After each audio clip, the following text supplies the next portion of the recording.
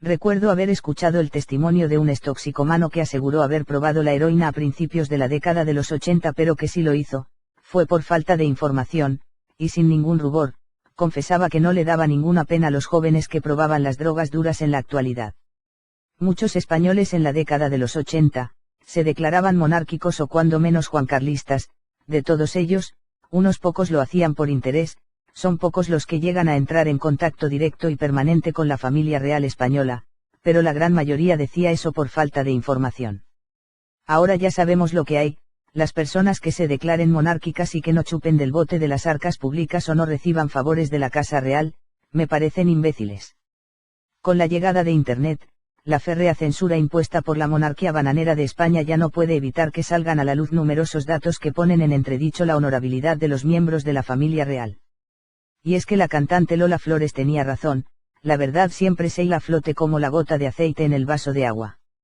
Muchas de estas informaciones que van a leer a continuación, fueron filtradas de forma interesada por las cloacas, siguiendo órdenes de la Casa Real, durante el reinado de Juan Carlos I. Pues es de todo sabido, que el anterior rey no quería que Leticia fuese reina. Así que decidieron poner en marcha el ventilador para tratar de dañar su imagen sin que supusiera un desgaste excesivo para la institución monárquica. También ha habido un pequeño grupo de personas, que se han arriesgado a contar detalles sobre la verdadera Leticia de motu propio por motivos de diversa índole. Los mismos que criticaban, humillaban o despreciaban a Leticia en sus tiempos de princesa, ahora tratan de elogiar su figura como si no hubiera pasado nada. Así son los esbirros de la monarquía española, gente sin valores, que rema en la misma dirección en la que sopla el viento. Es lógico que muchos ya no compren la prensa oficial y decidan informarse gratis en los mentideros y en Internet. San Isidoro llegó a decir que España sería víctima de un mal gobierno y que la monarquía estaba llena de engaños y asechanzas, no le faltaba razón. Felipe era un joven despreocupado, mal estudiante y con más ganas de diversión que de poner los codos y, mucho menos, de pasarse el día pendiente de su futuro predestinado por herencia genética. En los estudios y las continuas malas notas que acostumbraba a llevar a palacio preocupaban tanto a sus profesores como a los que estaban encargados de su formación como futuro jefe de Estado. Para evitar que se siguiera chismorreando de esto, y de sus primeros escarceos eróticos, decidieron mandarlo a Canadá a hacer el COU, el curso preuniversitario. Los amigotes de juventud del príncipe. Dice que la imagen del heredero en sus años mozos era frívola con un punto de prepotencia. No tenía especial inclinación por guardar la tradición monárquica ni en la elección de sus novias ni en la de sus amigos, entre los que predominarían los ociosos hijos de papá, herederos de grandes fortunas empresariales y jóvenes adinerados que se arriman al poder que representa la corona y que, en muchos casos, han influido negativamente en el príncipe. Estos niños pijos generaron una subcorte que buscaba prosperar en los negocios a costa de la imagen de la corona, planteando incertidumbres institucionales poco deseables. Don Felipe no estaba por la labor y prefería disfrutar de las ventajas de la soltería privilegiada que le proporcionaba ser el heredero de un trono. El entorno monárquico español y los propios reyes estaban profundamente preocupados. Y otra preocupada, atentos los helenistas, era la hermana mayor del interesado. El hecho de que tardara tanto en decidirse ponía de los nervios a toda la familia real, empezando por los reyes y acabando por la infanta Elena, que no tenía ningunas ganas de ceñirse la corona ante cualquier eventualidad de la vida. La candidata deseada por los reyes era Tatiana de Liechtenstein. Fuentes próximas a la Casa Real afirmaron que a los reyes, especialmente a la reina, le complace la candidatura de la princesa Tatiana y así se lo han hecho llegar discretamente al príncipe Felipe. Así pues, trajeron a la virginal y rubicunda princesa del paraíso fiscal centroeuropeo a Madrid, a ver si Felipe se animaba. Pero el heredero ni caso. Cansada del menosprecio de don Felipe, la princesa Tatiana abandonó toda esperanza y con cierto aire de despechada, declaró a la prensa francesa: no es cierto que haya existido nada entre el príncipe Felipe y yo, además, no me gusta. A continuación abandonó Madrid y se trasladó a París para finalizar sus estudios. La única mujer de la realeza con quien Felipe llegó, no a comprometerse, pero sí a liarse, fue la princesa alemana Carolina de Wildburg. El retrato de la alemana, sin embargo, no es precisamente elegante. Parecía ser una mujer del tipo frivolón y pilinguis que le va al heredero para sus líos. Durante el otoño de 1997, la prensa del corazón dedicaba portadas a la supuesta relación entre el heredero y Catalina de Augsburgo, descendiente de la mítica Sisi. Mientras tanto el príncipe se lo montaba con Carolina, que, quemaba adrenalina en el gimnasio, en las pistas de esquí de Sierra Nevada, en las pistas de baile de Pacha y Boom y en la cama del pisito madrileño que compartían ambas princesas europeas. Se dijo que Catalina fue la carabina de ambos. Isabel Sartorius, la hija del marqués de Mariño y de la argentina Isabel Zorraquín del Corral, es de sobras conocida por todos. Se veían hasta 5 veces por semana.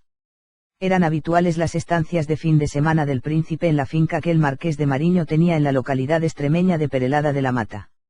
Las visitas de Isabel al Palacio de la Zarzuela eran continuas. Las posibilidades de que la relación terminara en boda empezaron a torcerse cuando la prensa destapó una vieja causa judicial, sobreseída en su momento, que relacionaba a los Sartorius con el tráfico de drogas. El 7 de agosto de 1992 el general Sabino Fernández Campo había tenido que negociar con el diario sensacionalista Claro para que censurasen un reportaje que iba a publicarse. Firmado por José Ayala con el título de Drogas, la razón por la que Isabel Sartorius nunca será reina de España. Allí se hablaba del consumo de drogas de Isabel y de su hermano. Fue entonces cuando la reina se desmarcó de aquella familia que podía descomponer los por entonces sólidos cimientos de la monarquía juancarlista. La presión sobre la pareja se intensificó y Sartorius le dio un ultimátum al príncipe para que peleara por un compromiso oficial con ella: esto no puede seguir así, debes tomar una decisión. El compromiso nunca llegó y ella se fue a Londres. Refiere todas las especulaciones sobre la paternidad de su hija Mencía. Dice que Javier Soto era íntimo amigo del príncipe, que se enteró del nacimiento de la niña por la prensa y que dijo que antes de reconocerla pediría una prueba de ADN, lo que implica, interpreto yo, que trato carnal había habido, pero que Soto no estaba seguro de ser el único. Por entonces el príncipe se encontraba completando estudios en Washington. Gigi Howard. El príncipe conoció a la modelo estadounidense Gigi Howard en Nueva York, en una exposición del pintor español Antoni Tapies en el Museo Guggenheim. Los lugares de moda y los lujosos restaurantes de la Quinta Avenida fueron testigos de los continuos encuentros públicos de la pareja. En la Semana Santa de 1996 la Casa Real anunció que el príncipe no pasaría aquel periodo vacacional en España porque debía permanecer en Washington preparando sus exámenes. Pero una exclusiva de la revista pronto lo pilló en el Caribe con la Howard, jugueteando en el agua de una playa paradisíaca. Tras acabar sus estudios en Washington y retornar a España, la Howard sería traída con frecuencia a España.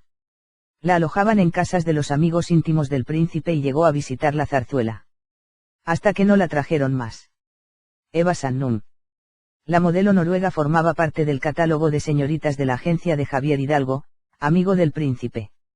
Él se la facilitó y los encuentros se producían en las casas de los amigotes principescos. Cunil no dice literalmente que fuera una prostituta de lujo, pero dice sibilinamente que era muy dada a relacionarse con jóvenes adinerados. Se había hecho fotos semidesnuda y la revista Interview las publicó, con lo cual la imagen de la amante principesca colgaba ya de talleres mecánicos y cabinas de camiones. Desde la Casa Real presionaron al príncipe para que cesara aquella relación tan poco conveniente y él se limitó a seguirla clandestinamente. Los entornos monárquicos empezaron a promover nuevas candidatas de la realeza y Felipito se enfadó, harto de que todo el mundo quisiera casarlo sin contar con él. Así que sacó a Sandum de la clandestinidad y se exhibió con ella vacacionando por medio mundo. Esta y nueva actitud del príncipe provocó la desesperación de la Casa Real, que veía cómo la relación con una mujer de este tipo iba contra los intereses monárquicos. El propio rey estaba en contra de esta ya demasiado larga aventura de su hijo. Pero al príncipe le importaba un pito. Sandum visitó con frecuencia las obras de la nueva mansión del príncipe en el complejo del Palacio de la Zarzuela, permitiéndose dar opiniones sobre las mismas. En la boda de Håkan de Noruega, el príncipe se empeñó en presentarla de forma oficial. El rey dijo: hasta aquí hemos llegado. El rey creía que la aventura de su hijo iba adquiriendo tal importancia que si nadie lo remediaba, la Sandum se le metía en palacio como princesa de Asturias, algo que no estaba dispuesto a aceptar. Don Juan Carlos no aceptaba ni la forma atrevida de vestirse de Eva, ni su fracasada carrera de modelo, ni su estrato social, ni que fuera hija de divorciados, ni la poca categoría personal de la candidata, ni su falta de preparación para acceder al rango de princesa, ni el espectáculo que dio en la boda de Håkan de Noruega, luciendo aquel escote descomunal. Se le encomendó al jefe de la casa del rey, Fernando Almansa, poner fin a aquella relación. El rey se salió con la suya, pero iba a ser la última vez. Y el príncipe exigió la cabeza del vizconde de Almansa a cambio de haber tenido que dar a torcer su voluntad. Mientras llegaba su siguiente favorita, Felipe siguió con su lista de amantes de paso. Flor Valero, nieta de un expresidente de Venezuela, Diana Martínez Bordiú y la actriz Gwyneth Paltrow, de quien Cunil dice que fue la elegida para entretenerle. La favorita que finalmente llegaría a conseguir el trofeo de esposa legal iba a dejar a todos con la boca abierta, incluidos los reyes. Una periodista televisiva autóctona, plebeya, divorciada, con un pasado más que turbio y, lo más impactante para la monarquía, activa militante republicana de izquierdas. Toda una joya para la corona. Leticia Ortiz, la Cenicienta Roja. Los grandes secretos que son muchos están celosamente guardados por los poderes más altos del Estado, cerrados bajo todas las llaves del reino y, por supuesto, vetados a la inmensa mayoría de los mortales de este país. Al príncipe a las mujeres que le interesaban sexualmente. Siempre ha usado la misma táctica, la de utilizar a sus amigos o a terceras personas que han intermediado sin rechistar para provocar un encuentro casual, de tal manera que el heredero pudiera iniciar luego un acercamiento más íntimo a la fémina de turno en la que había puesto sus reales ojos. Del resto se encargarían sus indiscutibles encantos y sus dotes borbónicas en materia de amoríos. En esta ocasión, el método no fue diferente. Sobre la famosa cena en casa del periodista Pedro Erquicia donde, según la versión oficial, la Ortiz y el príncipe se conocieron casualmente, se da por bueno que el encuentro fue allí. Uno de los asistentes, el director adjunto del programa televisivo Informe Semanal, recibió el encargo de llevar chicas guapas de la tele a la misma. Eso hace preguntarse a Cunil qué tipo de fiesta era aquella a la que acudía un personaje como el príncipe de Asturias y por qué se solicitaba la presencia de mujeres guapas. Una vez producido el acercamiento íntimo, Ortiz tenía muy claro cuál era su meta a perseguir. Nunca se ha detenido ante nada ni ante nadie ni ha prescindido de sus irrenunciables ambiciones. No se cuenta nada de qué influencias llevaron a la Ortiz desde el grupo Prisa a Televisión Española en el año 2000. Sí se dice que cuando llevaba 4 días en el telediario, Urdaci le dio según sus palabras un discurso paternalista al que me sentía obligado. Le dije que salir en pantalla la iba a convertir en un personaje público y que se cuidará, porque la prensa del corazón podía tomarla con ella. Aquí somos conocidos, pero no famosos, le dije. Y entonces vi que le cambió la cara. Oye, ¿tú qué sabes de mí?, me dice. Y yo, nada, ni quiero saber nada de tu vida privada. ¿Tú sabes algo, repetía. Lo único que me han contado de ti, le dije, en que te vieron una noche en un local con un grupo de gente entre la que estaba el príncipe. El rumor de que el príncipe quería ir a por todas con la locutora, estalló en los mentideros de Madrid la tarde del 23 de octubre de 2003. 8 días después se anunció oficialmente el compromiso matrimonial. Una vez en la familia real, la Ortiz tiene verdadero pánico a que se hable de su pasado. Los servicios de información del Estado elaboraron para la Casa Real diversas investigaciones confidenciales sobre esa cuestión y, cosa interesante, asegura que muchos de los rumores sobre ese pasado que han circulado provienen de filtraciones de esos informes. También llama la atención sobre el sorprendente silencio que han guardado todas las personas que conocieron a la Ortiz en su primera vida. Ni siquiera sus compañeras de colegio en Asturias han accedido a hablar. Un periodista de la revista Pronto que logró hablar con una, dijo que todas se habían juramentado para cerrar la boca porque eso era secreto de Estado. El rápido camino de la tele al trono de la Ortiz. Entre la fiesta en casa de Erquicia, 17 de octubre de 2002, y el compromiso oficial, 1 de noviembre de 2003, pasó poco más de un año. Después del primer encuentro, el príncipe telefoneó a la Ortiz para una cita al regreso de esta como enviada especial de TVE a Irak. La Ortiz había viajado con los militares españoles a bordo de la fragata Galicia. Cunil no refiere ningún lance de capa y espada de la locutora durante sus viajes profesionales, pero hace algún comentario malicioso: atrás quedaron los viajes para cubrir informativamente hablando cualquier evento periodístico. Sobre la llamada telefónica del príncipe. El número de la Ortiz se lo proporcionó un amigo de él. Uno de los regalos más visibles que la locutora recibió de su nuevo acompañante fue un Audi A3, sobre el que se hacían cruces sus colegas de trabajo. Aunque al príncipe no le importaban ni el visto bueno de los reyes ni el de los monárquicos, sí le importaba el del clan Amiguil, como llama el autor a su camarilla de pijos adinerados. En el verano de 2003 el príncipe y sus amigotes se van por el Mediterráneo en el yate de uno de los miembros de la Panda. La Ortiz y se supone que otras señoritas de compañía viajaban con ellos. Fue entonces cuando la camarilla dio su aprobación a la Ortiz e hicieron piña para ayudar a que los deseos del príncipe, que había empezado a pensar en casarse con aquella mujer, prosperaran. Desde ese momento los encuentros clandestinos entre los tórtolos contaron con la complicidad de aquellos treintañeros de la Yete, incluso de la mismísima infanta Cristina, que le dejaba a su hermano su casa barcelonesa para que la usara de picadero. Después del verano de 2003, junto a los amigos y cómplices del idilio, el príncipe y la Ortiz empezaron a hacer proyectos de futuro. Idearon dos operaciones, una llamada Jaque al Rey, dirigida a minar el rechazo frontal que esperaban de los reyes, y otra llamada Operación Silencio, con Z, para impedir que la prensa y la opinión pública se enteraran de la relación y que con su presión y su rechazo la abortaran. Cuando el príncipe comunicó sus pretensiones a los reyes, la reacción de rechazo fue la esperada. De entonces es la conocida bronca en la que el heredero lanzó un órdago a los reyes con aquello de esto es lo que hay, esto o lo dejo todo. A partir de aquel septiembre el secretismo de la relación se hizo aún más implacable. Los cómplices tenían orden de callar como si en ello les fuera la propia vida. Había que aguantar hasta que la Casa Real, que ya había tragado a regañadientes, decidiera hacer público el compromiso de manera oficial. El carácter calculador de la Ortiz queda de manifiesto en el hecho de que permitió que el príncipe se dejara ver y fotografiar con alguna de sus viejas compañeras de cama para despistar a la prensa. El ocultamiento y la simulación fueron tan logrados que ni siquiera el compañero sentimental que la Ortiz tenía por entonces, el periodista de Prisa David Tejera, sospechó en ningún momento lo que estaba ocurriendo. David Tejera. Tejera había sido el máximo apoyo de la Ortiz cuando se divorció de Alonso Guerrero a finales de 1999. El príncipe le había regalado un móvil a la Ortiz destinado exclusivamente a recibir llamadas suyas como medida precautoria. Parece que su relación con el príncipe alimentó el carácter ya de por sí altanero de la Ortiz. En su trabajo no hablaba con cualquiera. Técnicos de sonido, cámaras y algunos redactores dan cuenta de que se comportaba como un ser superior.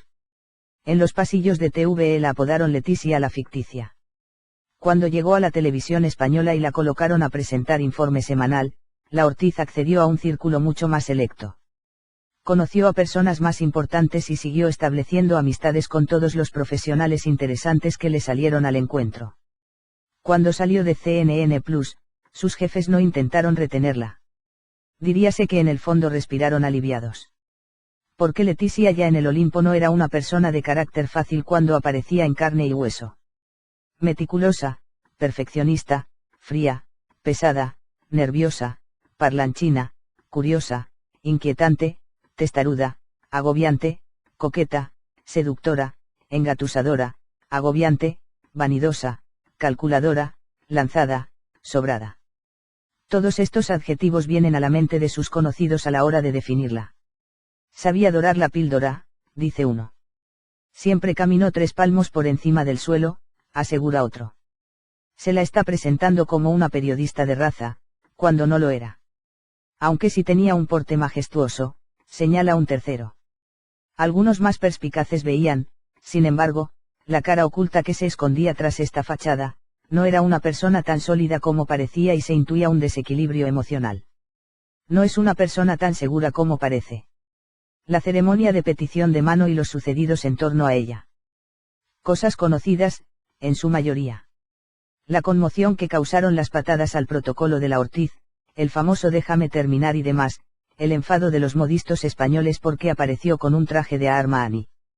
O la joya literaria de Larra que le regaló a su prometido, en la cual se puede leer este pasaje: tolerancia y libertad de conciencia, libertad civil, igualdad completa ante la ley e igualdad que abra los cargos públicos para los hombres todos, según su idoneidad, y sin necesidad de otra aristocracia que la del talento, la virtud y el mérito, y libertad absoluta de pensamiento escrito. Muy idóneo para personas que se colocan en la cúspide del Estado en razón de nacimiento él y de matrimonio ella y que controlan férreamente todo lo que se puede y no se puede decir de ellos. De la pedida. La paciencia del rey, dolido por las amenazas entre bastidores de su hijo, acabó por colmarse durante el coloquio de los tórtolos con los periodistas, en el que el protagonismo absoluto fue asumido por la Ortiz. Cuando le preguntaron al heredero cómo se declara un príncipe, el bobón no supo qué responder y la Ortiz lo hizo por él, como un hombre que ama a una mujer. Don Juan Carlos requirió entonces a Juan González Cebrián y preguntó, con tono de orden, cuánto tiempo más iba a durar aquella incómoda escena. Cebrián se acercó a la pareja y dio por concluidas las preguntas. Cuando se colocaron para la foto, la Ortiz se olvidó de saludar a los monarcas con la exigida reverencia. Aquel era su acto, no el de su familia política. El príncipe, cogido de la mano de la asturiana, tomó también la mano de doña Sofía y la apretó con fuerza, como buscando la complicidad y aprobación de su madre. Don Felipe había lanzado un pulso a la monarquía, pero era consciente de que sin el apoyo de doña Sofía su futuro iba a ser muy comprometido. Con la familia de la Ortiz no había habido ningún contacto previo. Los trajeron para la ocasión, los reyes posaron con ellos sin intercambiar palabra y fue luego, en el almuerzo posterior, cuando por primera vez se encontraron.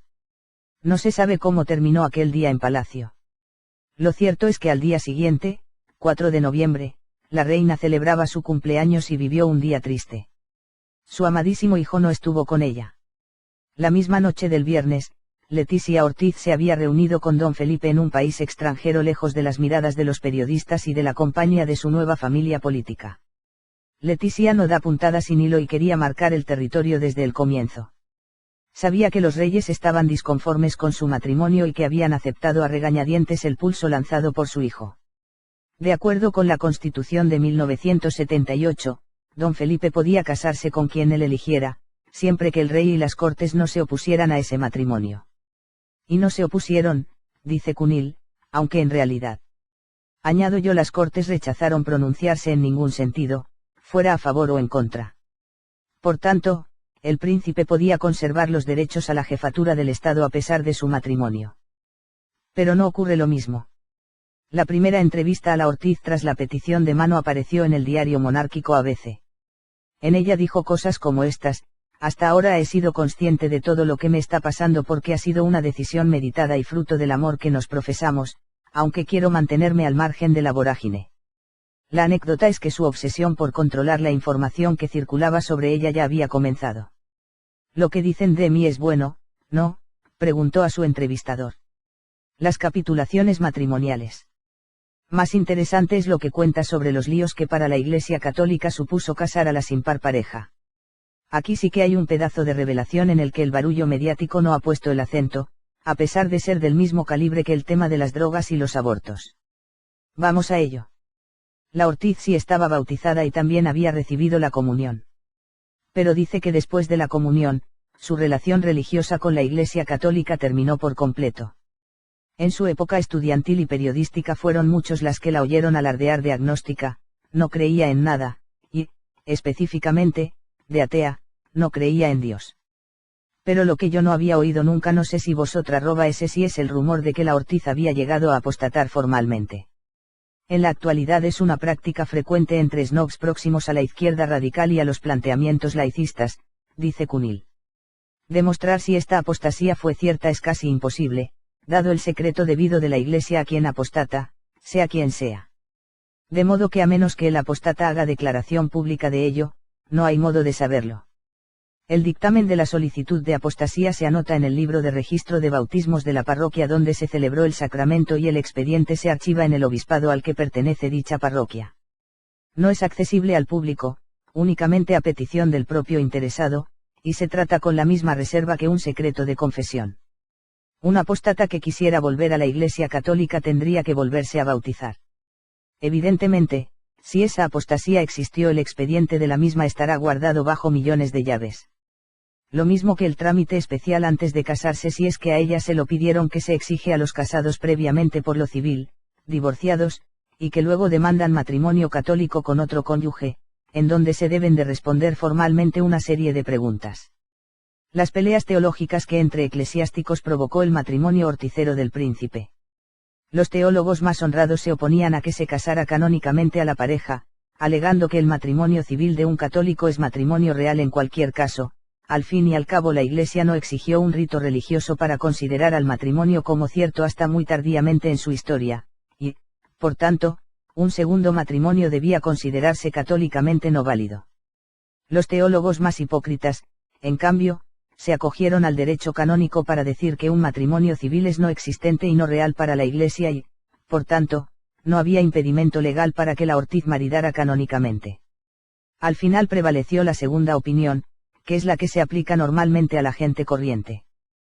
Pero los contrarios a este subterfugio legalista siguieron en sus 13 y no dejaron de criticar, más o menos discretamente, la decisión tomada por la Conferencia Episcopal de casar canónicamente a la Ortiz y al príncipe. Previamente hubo que darle la confirmación a la Ortiz en una ceremonia en Zarzuela. El Vaticano apuntaló la posición de la jerarquía eclesial española cuando el Papa recibió en audiencia al príncipe y su ya esposa de negro riguroso, con mantilla y banda azul para besarle el anillo a Juan Pablo II un mes después de su boda. Fuera cual fuere el pasado de la Ortiz en esta materia, ahora era oficialmente católica. El cronista de asuntos religiosos de El Mundo escribía este Gaudeamus a propósito de la nueva situación religiosa de la Ortiz. En época de sequía secularizadora, cuando en vez de conversiones, lo que abunda es la apostasía o, al menos, la indiferencia religiosa, la conversión de la princesa de Asturias es una perla para la Iglesia católica. La presencia en Roma de Leticia Ortiz es un auténtico spot publicitario planetario para el catolicismo. Don Felipe y Leticia, arrodillados ante el Papa, que los bendice. Es el broche de oro de la conversión de la princesa. México. La Ortiz a la Guadalajara mexicana y de su trabajo en el periódico Siglo XXI. No era su primera visita a Hispanoamérica. En 1994 estuvo en Colombia, en Cali, en un encuentro iberoamericano de facultades de comunicación social. Se costeó el viaje con su trabajo en una pizzería de Madrid durante un año, mi primera noticia de que la cosorte regia fue pisera. La Ortiz se presenta y explica sus motivaciones para emprender la aventura mexicana.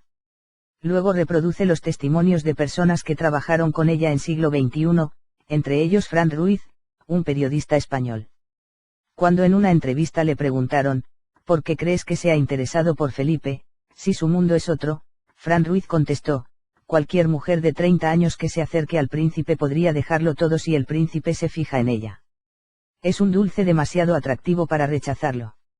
Y cuando le interrogaron sobre si la Ortiz se había transformado, Ruiz respondió, maduró evidentemente, se ve más fina.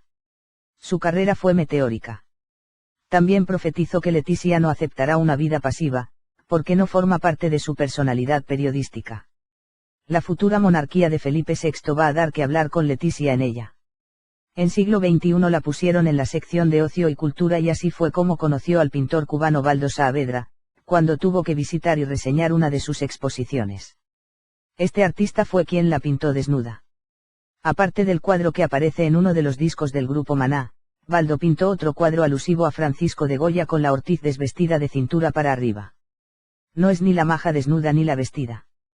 El pintor cubano señaló en una entrevista que Leti no solo es una chica guapa, tiene un carácter del carajo. Puede valer como testimonio de esto la anécdota del cigarrillo que se ofreció a encenderle un camarero de un local. Tía, coño, ¿cómo me voy a dejar encender un cigarro?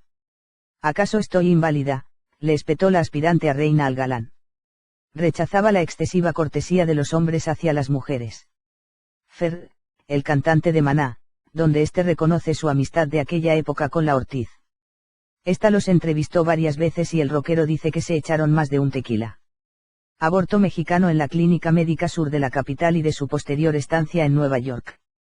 Por entonces la legislación del país hermano consideraba la interrupción voluntaria del embarazo un delito y, de hecho, entre el año 2000 y el 2009 fueron procesadas y sentenciadas 139 mujeres por delito de aborto. El autor afirma que la Ortiz ha manifestado en más de una ocasión antes de ser princesa que el aborto es un derecho fundamental. El tema de la interrupción del embarazo ha sido recurrente en su vida. En numerosos círculos se ha comentado que el aborto que padeció, y que conllevó una ligadura de trompas, fue fruto de su relación con el periodista David Tejera.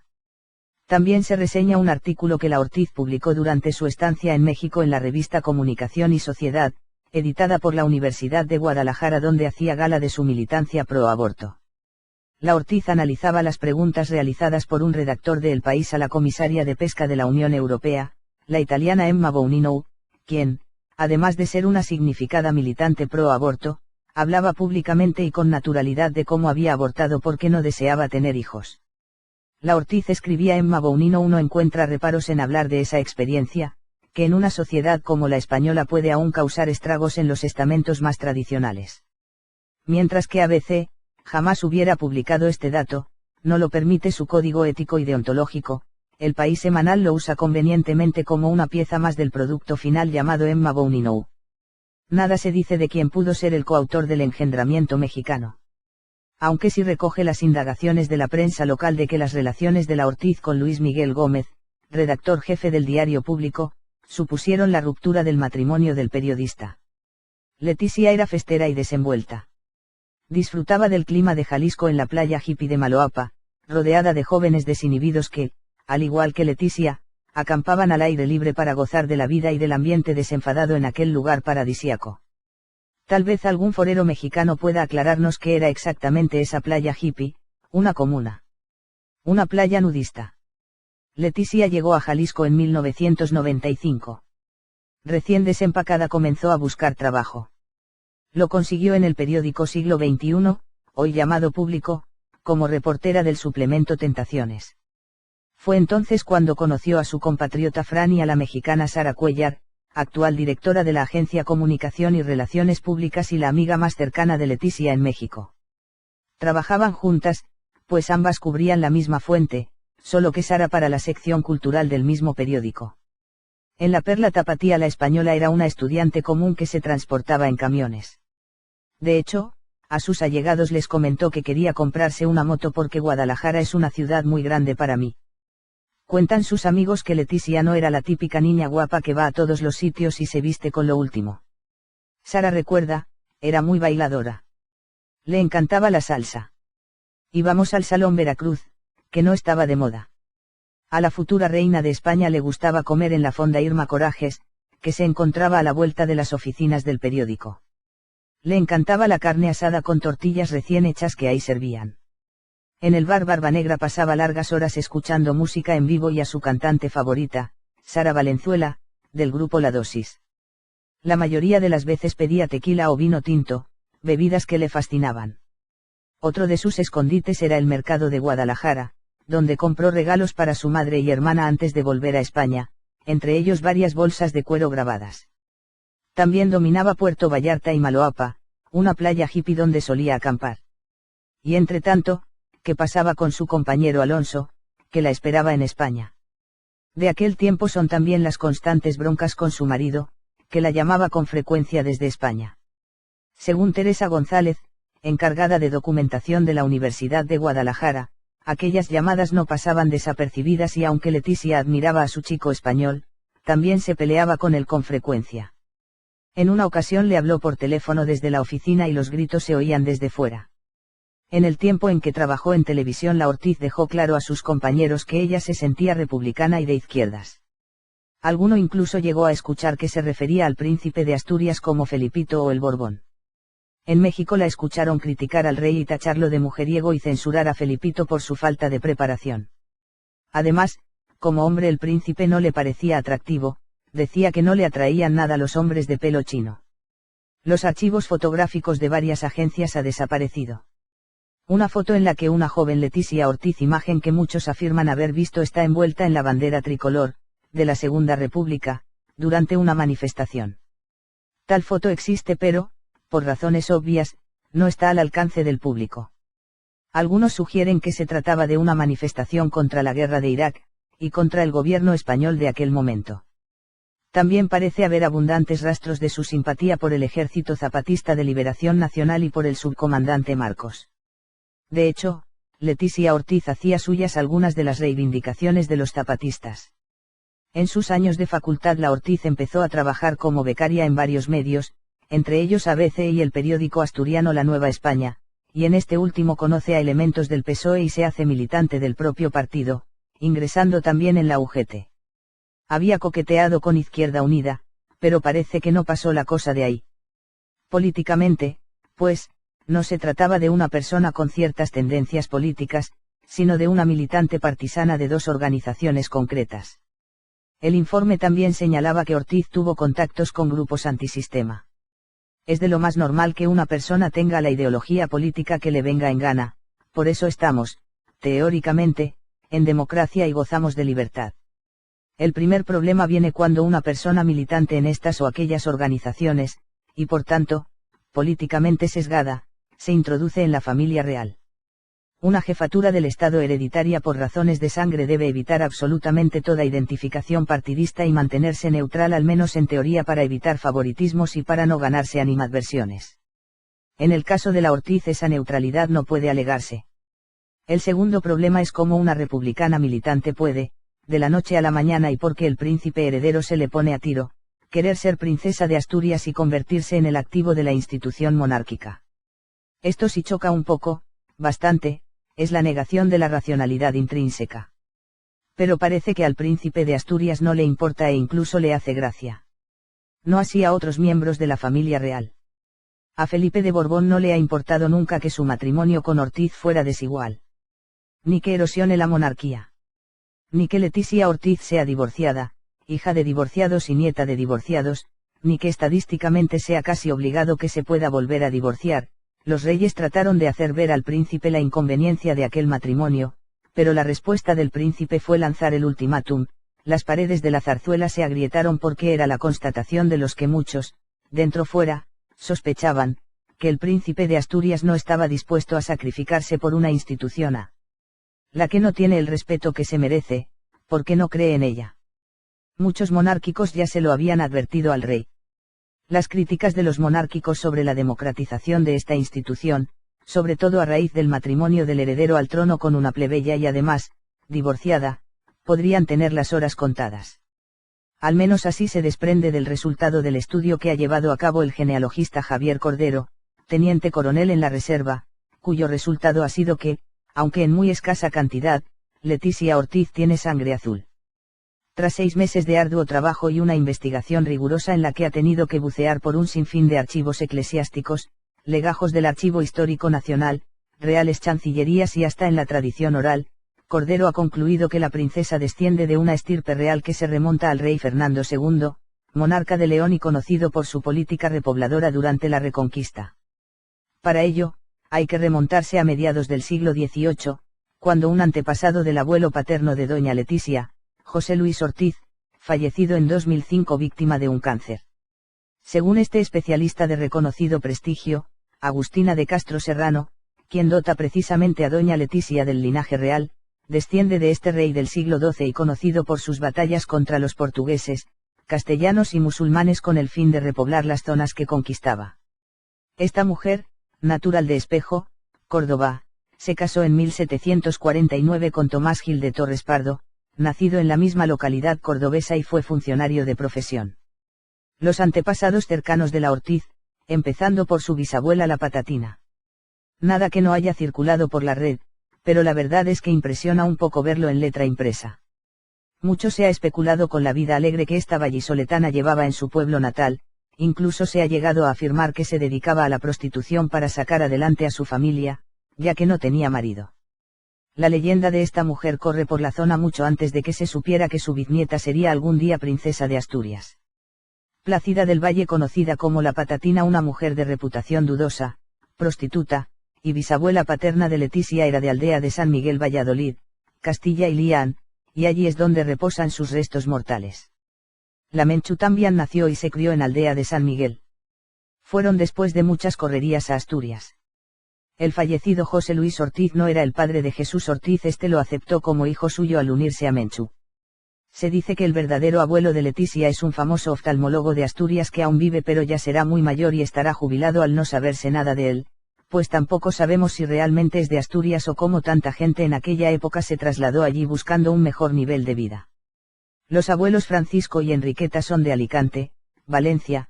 Allí nació y se crió Paloma Roca Solano, la cual según se dice se casó con Jesús Ortiz embarazada y acabó viviendo en Madrid.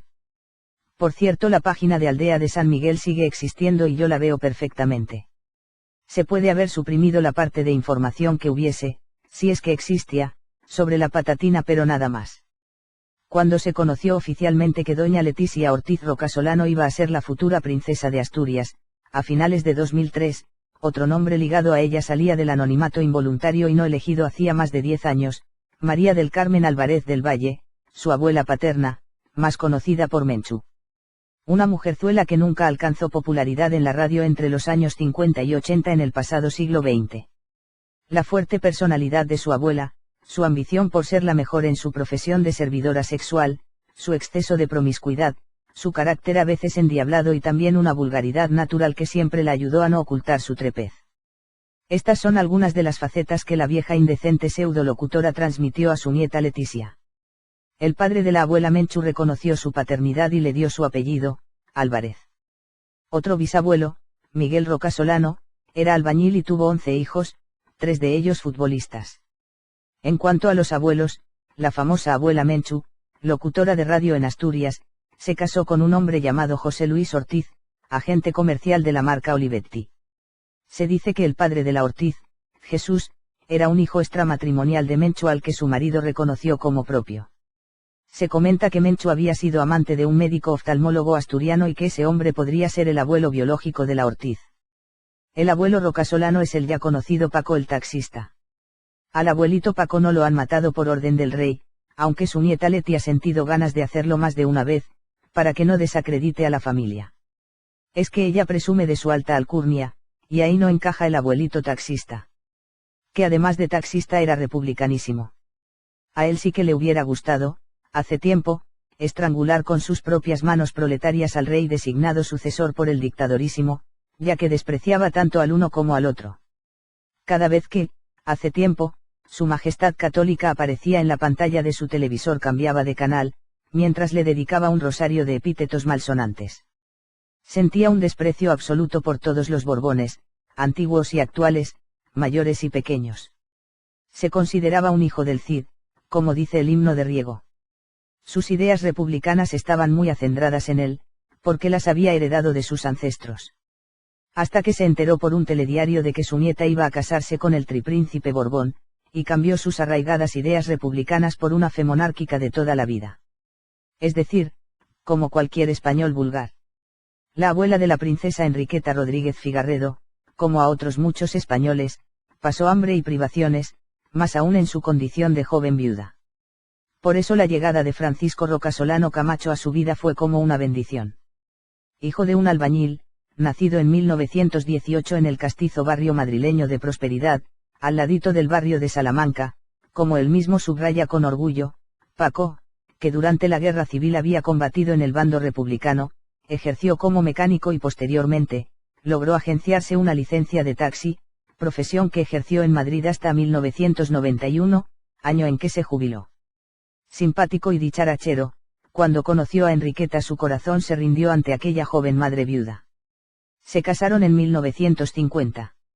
La propia Enriqueta había confesado que tenía 2 hijas y un hijo, una de las cuales era Otilia, ya que de la unión de Paco y Enriqueta existen solo 2 hijos, Paloma la madre de la princesa Leticia, y un varón, Francisco, que inicialmente heredó la licencia de taxi de su padre y hoy reside en Luxemburgo. Los padres se casaron cuando Paloma quedó embarazada muy joven, con solo 18 años. Se casó de minifalda y con un cura progresista que luego abandonaría el sacerdocio. La Z del nombre de la Ortiz es responsabilidad directa de las genialidades de su madre. Se dice que el cuento del error ortográfico cometido por un funcionario italiano del registro civil es una leyenda absurda. Paloma no sabía cómo se escribía Leticia. Paloma era enfermera, pero pasó gran parte de su vida laboral, como liberada sindical, primero del sindicato socialista UGT y luego del sindicato de enfermería SATSE. Cuando su hija se convirtió en consorte regia le dieron un cargo en una ONG dependiente de SATSE llamada Vacaciones Solidarias. Vive no se cuenta cómo puede permitírselo en un piso del barrio de Salamanca madrileño y ha cambiado radicalmente su imagen. Ha abandonado aquella melena rizado de estilo afro, que tan progresista la hacía, y viste ropa de modistos reconocidos más acorde con el estatus que se le supone como madre de la futura reina de España. También ha subido el estatus de sus amantes. Se relaciona con el arquitecto José Carlos Fernández del Rey, expresidente del Colegio de Arquitectos de Asturias, y dueño de diversas propiedades y fincas. En 2005 se le concedió la Gran Cruz al Mérito Humanitario. La hazaña de Doña Paloma, que se ha puesto a estudiar historia en la UNED, cuando fue cazada infraganti copiando en un examen de historia antigua. Al parecer hizo valer su condición de madre de para amedrentar a la presidenta del tribunal, con aquella famosa frase de usted no sabe con quién está hablando. A lo que, según cuentan las lenguas viperinas, la presidenta respondió, sí, con una persona que está copiando. Aquí no acabó la cosa, pues la alumna prosiguió con su prepotencia, soy la madre de doña Leticia Ortiz Rocasolano, a lo que la otra parte replicó, y yo la presidenta del tribunal, salga de la sala. Posteriormente aparecieron en los medios versiones que intentaban corregir esta primera, diciendo que doña Paloma, si bien es cierto que estaba copiando, abandonó la sala discretamente y muy acongojada. En resumen, que a doña Paloma se la ha llegado a acusar de prepotente y de que se le ha subido a la cabeza el actual rango de su hija, contrariamente a lo que ha sucedido con su exmarido. De Jesús Ortiz, en efecto, se dice que la nueva situación de su hija le ha perjudicado. Trabaja en el gabinete de comunicación de la ALO Azcona. Cuando se casó su hija manejaba una importante cartera de clientes, pero las acusaciones de que estaba beneficiándose de su nueva situación social lo llevaron a abandonar ese puesto, perdiendo los pluses que cobraba y pasando a otro donde ganaba menos. Es un hombre serio, introvertido pero auténtico, y ese tipo de correveidiles le espantan. Es una pena, porque es un buen consultor y ahora ha caído en cierto ostracismo. Ahora se encierra en su despacho de 9 a 3 y de 4 a 8. Ser padre de la princesa le ha perjudicado. Los problemas internos que la llegada de Leticia Ortiz ha desatado en la Casa Real. El ultimátum principesco a los reyes y el difícil trago de aceptar a la Ortiz atribulaban especialmente a don Juan Carlos, que no entendía la falta de responsabilidad del heredero. Que una decisión de semejante gravedad se hubiera tomado tras un noviazgo descontando las citas esporádicas iniciales de apenas 5 meses, agravaba el asunto. La relación había sido muy corta, casi meteórica, con poco tiempo compartido a solas y en un trato reposado, de modo que el príncipe imponía a aquella mujer sin apenas conocerla como persona. Con su hijo, cuando éste le puso en bandeja la renuncia al trono si no aceptaba a Leticia. Ante la negativa del monarca, el príncipe se largó de España ese mismo día y se reunió en Nueva York con la Ortiz negándose a retornar hasta que los reyes no cedieran.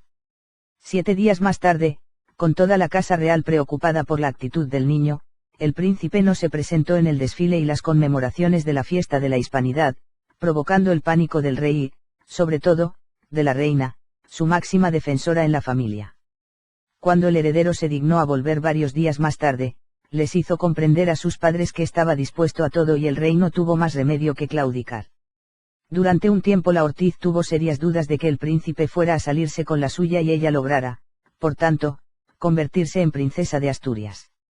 6 semanas antes del anuncio del compromiso Ortiz firmó su adhesión a la Academia de Televisión, el órgano que agrupa a los profesionales del sector. Firmaron el aval 2 reporteros del grupo Prisa. Tras su regreso de Irak, la Ortiz pidió unas semanas de vacaciones y se fue a Costa Rica. Los encuentros con don Felipe eran más frecuentes, pero ella necesitaba meditar su futuro. Se llevó un diario donde anotó sus reflexiones íntimas. A su regreso a España, aún pasó una semana de vacaciones en Tarragona y allí decidió continuar la relación. Motivo. No tenía nada que perder y sí mucho que ganar. Su deterioro físico tras la entrada en la Casa Real a la situación de ansiedad que vive, precisamente por su turbio pasado. Los rumores sobre su vida se han disparado como la pólvora y a ella, tan taxativa y controladora de todo cuanto la rodea, le han producido un gran daño moral y emocional. Tener pasado y tratar de ocultarlo tiene esas cosas. Todo este conjunto de situaciones la ha ido endureciendo. Si ya era controladora e inflexible durante su época de periodista, ahora se ha convertido en una mujer déspota, dominante y autoritaria, que mantiene una actitud altanera respecto a la familia real y que actúa con autoritarismo con el personal de Zarzuela, que le ha colocado el mote de la jefa. El estallido del caso Urdangarín ha enrarecido aún más las ya tensas y distantes relaciones entre don Juan Carlos y doña Sofía, que hacen vidas prácticamente separadas, más allá de los actos oficiales compartidos por el jefe del Estado y su esposa, desde hace más de una década. Así lo han revelado a El Confidencial fuentes muy cercanas a la Zarzuela, que sostienen que las insólitas medidas adoptadas por la Casa del Rey en las últimas semanas, hacer públicas sus finanzas y apartar a Iñaki Urdangarín de la agenda oficial, tal vez hayan amortiguado el desgaste de la corona, pero a costa de envenenar las relaciones personales entre los miembros de la familia real. La prueba más palpable de la brecha que el caso Urdangarín ha abierto entre el monarca y su esposa es que, casi por primera vez en los 36 años de reinado de Juan Carlos I, las desavenencias entre ambos, lejos de resolverse en el ámbito privado, se han aireado de forma ostentosa. El detonante de ese público desencuentro fue el viaje de doña Sofía a Washington el pasado 30 de noviembre en plena eclosión del escándalo por los negocios privados del duque de Palma para visitar a su yerno, a su hija, la infanta Cristina de Borbón, y a sus 4 nietos. La reina no solo viajó a Estados Unidos para respaldar a los Urdangarín Borbón en contra del criterio de don Juan Carlos partidario de aislar al duque de Palma para proteger a la corona, sino que autorizó expresamente al semanario Hola, a publicar unas fotografías en las que doña Sofía aparecía con los duques de Palma en las calles de la capital estadounidense. Sin ese gesto, es muy probable que ni el viaje ni el enfrentamiento entre los reyes por el caso Urdangarín hubiesen trascendido a la opinión pública, pero aquel reportaje fue un claro desafío a la voluntad del monarca por parte de su consorte. Ese episodio, que trascendió con mucho el ámbito de lo estrictamente privado, representa, según las fuentes consultadas, la última muesca de un largo historial de desencuentros entre los reyes, que vivieron uno de sus más agrios enfrentamientos a raíz del compromiso matrimonial del heredero de la corona, Felipe de Borbón, con la entonces periodista y actual princesa de Asturias, Leticia Ortiz. Don Juan Carlos se opuso firmemente a ese enlace, pero doña Sofía se enfrentó a él y se puso en todo momento del lado de su hijo. Los reyes suelen compartir no más de 1 o 2 actos oficiales a la semana y otros tantos viajes de estado anuales. Pero, más allá de esa agenda oficial, el monarca y su esposa viven prácticamente separados. Doña Sofía, según las fuentes consultadas, pasa desde hace más de una década gran parte de los fines de semana en Londres en compañía de su hermano, el depuesto rey Constantino de Grecia, y la esposa de este, Ana María de Dinamarca, ambos en el exilio desde que el golpe de los coroneles derribó la monarquía griega en 1967. La reina también viaja con frecuencia fuera de España junto a su hermana, Irene de Grecia. La separación de facto de los reyes viene de muy lejos, aunque después de la muerte de don Juan de Borbón se produjo un pequeño acercamiento entre ambos, aseguran las fuentes consultadas. El padre del rey falleció en 1993, y su madre, doña María de las Mercedes, en 2000, a los 89 años de edad. A partir de entonces, las agendas privadas de los reyes se separaron definitivamente, añaden las mismas fuentes. A raíz del caso Urdangarín, la reina, sus hermanos y sus sobrinos han arropado al duque de Palma en público y en privado, mientras que el rey y los príncipes de Asturias han optado por marcar distancias, tanto en el ámbito familiar como, sobre todo, en el institucional. Se desmarcó de aquella familia que podía descomponer los por entonces sólidos cimientos de la monarquía juancarlista. La presión sobre la pareja se intensificó y Sartorius le dio un ultimátum al príncipe para que peleara por un compromiso oficial con ella: esto no puede seguir así, debes tomar una decisión. El compromiso nunca llegó y ella se fue a Londres. Refiere todas las especulaciones sobre la paternidad de su hija Mencía. Dice que Javier Soto era íntimo amigo del príncipe, que se enteró del nacimiento de la niña por la prensa y que dijo que antes de reconocerla pediría una prueba de ADN, lo que implica, interpreto yo, que trato carnal había habido, pero que Soto no estaba seguro de ser el único. Por entonces el príncipe se encontraba completando estudios en Washington. Gigi Howard. El príncipe conoció a la modelo estadounidense Gigi Howard en Nueva York, en una exposición del pintor español Antoni Tapies en el Museo Guggenheim.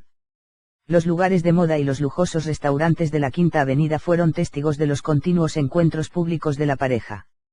En la Semana Santa de 1996 la Casa Real anunció que el príncipe no pasaría aquel periodo vacacional en España porque debía permanecer en Washington preparando sus exámenes. Pero una exclusiva de la revista pronto lo pilló en el Caribe con la Howard, jugueteando en el agua de una playa paradisíaca. Tras acabar sus estudios en Washington y retornar a España, la Howard sería traída con frecuencia a España. La alojaban en casas de los amigos íntimos del príncipe y llegó a visitar la Zarzuela. Hasta que no la trajeron más. Eva Sannum. La modelo noruega formaba parte del catálogo de señoritas de la agencia de Javier Hidalgo, amigo del príncipe. Él se la facilitó y los encuentros se producían en las casas de los amigotes principescos. Cunil no dice literalmente que fuera una prostituta de lujo, pero dice sibilinamente que era muy dada a relacionarse con jóvenes adinerados. Se había hecho fotos semidesnuda y la revista Interview las publicó, con lo cual la imagen de la amante principesca colgaba ya de talleres mecánicos y cabinas de camiones. Desde la Casa Real presionaron al príncipe para que cesara aquella relación tan poco conveniente y él se limitó a seguirla clandestinamente. Los entornos monárquicos empezaron a promover nuevas candidatas de la realeza y Felipito se enfadó, harto de que todo el mundo quisiera casarlo sin contar con él. Así que sacó a Sannum de la clandestinidad y se exhibió con ella vacacionando por medio mundo. Esta y nueva actitud del príncipe provocó la desesperación de la Casa Real, que veía cómo la relación con una mujer de este tipo iba contra los intereses monárquicos. El propio rey estaba en contra de esta ya demasiado larga aventura de su hijo. Pero al príncipe le importaba un pito. Sannum visitó con frecuencia las obras de la nueva mansión del príncipe en el complejo del Palacio de la Zarzuela, permitiéndose dar opiniones sobre las mismas. En la boda de Håkan de Noruega, el príncipe se empeñó en presentarla de forma oficial. El rey dijo: hasta aquí hemos llegado. El rey creía que la aventura de su hijo iba adquiriendo tal importancia que si nadie lo remediaba, la Sannum se le metía en palacio como princesa de Asturias, algo que no estaba dispuesto a aceptar. Don Juan Carlos no aceptaba ni la forma atrevida de vestirse de Eva, ni su fracasada carrera de modelo, ni su estrato social, ni que fuera hija de divorciados, ni la poca categoría personal de la candidata, ni su falta de preparación para acceder al rango de princesa, ni el espectáculo que dio en la boda de Håkan de Noruega, luciendo aquel escote descomunal. Se le encomendó al jefe de la casa del rey, Fernando Almansa, poner fin a aquella relación. El rey se salió con la suya, pero iba a ser la última vez. Y el príncipe exigió la cabeza del vizconde de Almansa a cambio de haber tenido que dar a torcer su voluntad. Mientras llegaba su siguiente favorita, Felipe siguió con su lista de amantes de paso. Flor Valero, nieta de un expresidente de Venezuela, Diana Martínez Bordiú y la actriz Gwyneth Paltrow, de quien Cunil dice que fue la elegida para entretenerle. La favorita que finalmente llegaría a conseguir el trofeo de esposa legal iba a dejar a todos con la boca abierta. Recuerdo haber escuchado el testimonio de un toxicómano que aseguró haber probado la heroína a principios de la década de los 80, pero que sí lo hizo, fue por falta de información, y sin ningún rubor, confesaba que no le daba ninguna pena a los jóvenes que probaban las drogas duras en la actualidad. Muchos españoles en la década de los 80, se declaraban monárquicos o cuando menos juancarlistas. De todos ellos, unos pocos lo hacían por interés, son pocos los que llegan a entrar en contacto directo y permanente con la familia real española, pero la gran mayoría decía eso por falta de información. Ahora ya sabemos lo que hay. Las personas que se declaren monárquicas y que no chupen del bote de las arcas públicas o no reciban favores de la Casa Real, me parecen imbéciles. Con la llegada de Internet, la férrea censura impuesta por la monarquía bananera de España ya no puede evitar que salgan a la luz numerosos datos que ponen en entredicho la honorabilidad de los miembros de la familia real. Y es que la cantante Lola Flores tenía razón, la verdad siempre se hila a flote como la gota de aceite en el vaso de agua. Muchas de estas informaciones que van a leer a continuación, fueron filtradas de forma interesada por las cloacas, siguiendo órdenes de la Casa Real, durante el reinado de Juan Carlos I. Pues es de todo sabido, que el anterior rey no quería que Letizia fuese reina. Así que decidieron poner en marcha el ventilador para tratar de dañar su imagen sin que supusiera un desgaste excesivo para la institución monárquica. También ha habido un pequeño grupo de personas, que se han arriesgado a contar detalles sobre la verdadera Letizia de motu propio por motivos de diversa índole. Los mismos que criticaban, humillaban o despreciaban a Letizia en sus tiempos de princesa, ahora tratan de elogiar su figura como si no hubiera pasado nada. Así son los esbirros de la monarquía española, gente sin valores, que rema en la misma dirección en la que sopla el viento. Es lógico que muchos ya no compren la prensa oficial y decidan informarse gratis en los mentideros y en Internet. San Isidoro llegó a decir que España sería víctima de un mal gobierno y que la monarquía estaba llena de engaños y asechanzas. No le faltaron ni caso.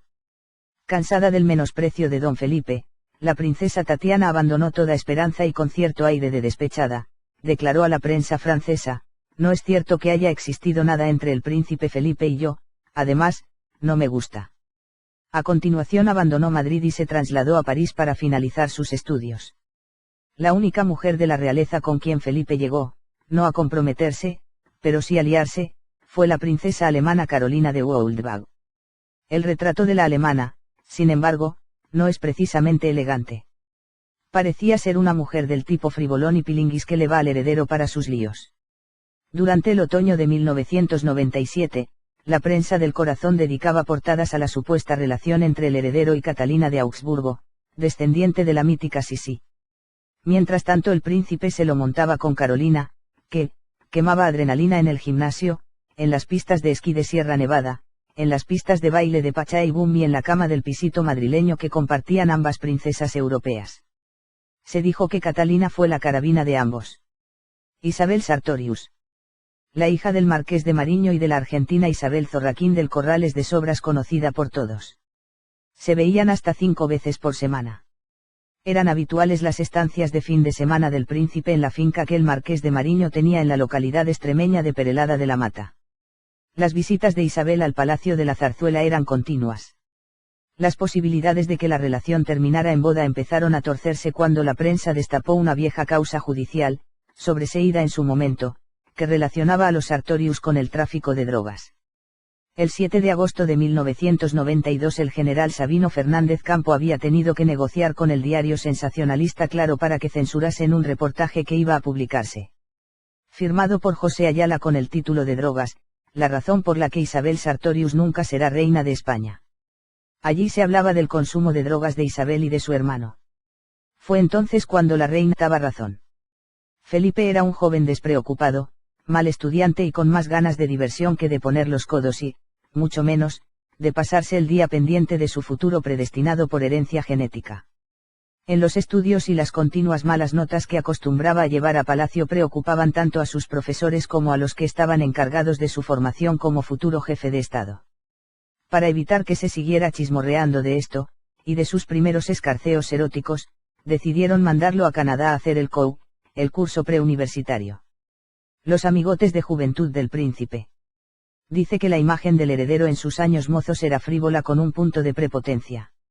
No tenía especial inclinación por guardar la tradición monárquica ni en la elección de sus novias ni en la de sus amigos, entre los que predominarían los ociosos hijos de papá, herederos de grandes fortunas empresariales y jóvenes adinerados que se arriman al poder que representa la corona y que, en muchos casos, han influido negativamente en el príncipe. Estos niños pijos generaron una subcorte que buscaba prosperar en los negocios a costa de la imagen de la corona, planteando incertidumbres institucionales poco deseables. Don Felipe no estaba por la labor y prefería disfrutar de las ventajas de la soltería privilegiada que le proporcionaba ser el heredero de un trono.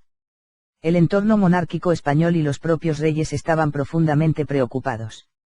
Y otra preocupada, atentos los helenistas, era la hermana mayor del interesado. El hecho de que tardara tanto en decidirse ponía de los nervios a toda la familia real, empezando por los reyes y acabando por la infanta Elena, que no tenía ningunas ganas de ceñirse la corona ante cualquier eventualidad de la vida. La candidata deseada por los reyes era Tatiana de Liechtenstein. Fuentes próximas a la Casa Real afirmaron que a los reyes, especialmente a la reina, le complace la candidatura de la princesa Tatiana y así se lo han hecho llegar discretamente al príncipe Felipe. Así pues, trajeron a la virginal y rubicunda princesa del paraíso fiscal centroeuropeo a Madrid, a ver si Felipe se animaba.